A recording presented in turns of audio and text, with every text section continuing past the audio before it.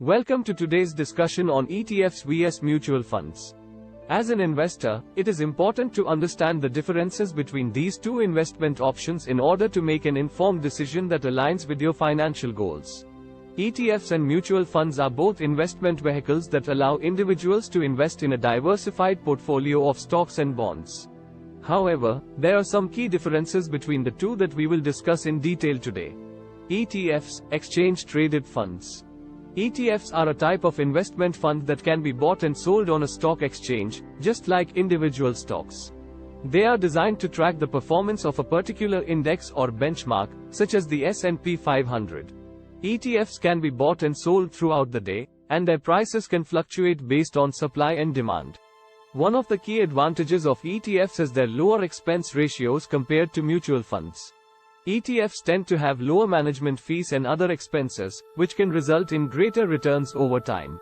ETFs also offer greater flexibility in terms of trading, as they can be bought and sold at any time during market hours. However, one potential disadvantage of ETFs is that they may be subject to greater volatility due to their intraday trading nature. Additionally, some ETFs may be less liquid than others, making it more difficult to buy or sell large quantities. Mutual funds. Mutual funds, on the other hand, are a type of investment fund that pools money from multiple investors in order to purchase a diversified portfolio of stocks and bonds. They are managed by professional fund managers who make investment decisions on behalf of the fund's investors. Mutual funds are priced based on their net asset value, NAV, which is calculated at the end of each trading day. Unlike ETFs, mutual funds can only be bought or sold at the end of the trading day, at the NAV price.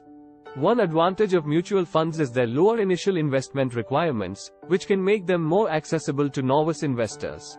Mutual funds also tend to be less volatile than ETFs, as they are not subject to intraday trading fluctuations. However, mutual funds tend to have higher expense ratios than ETFs, which can eat into returns over time. Additionally, mutual funds are subject to potential capital gains taxes when the fund sells securities at a profit, which can reduce returns for investors. In conclusion, both ETFs and mutual funds have their advantages and disadvantages. ETFs offer lower expense ratios, greater flexibility, and intraday trading, while mutual funds offer lower initial investment requirements and less volatility. Ultimately, the choice between the two comes down to your individual investment goals and preferences. It is important to do your research and consult with a financial advisor before making any investment decisions. Thank you for tuning into today's discussion on ETFs vs mutual funds.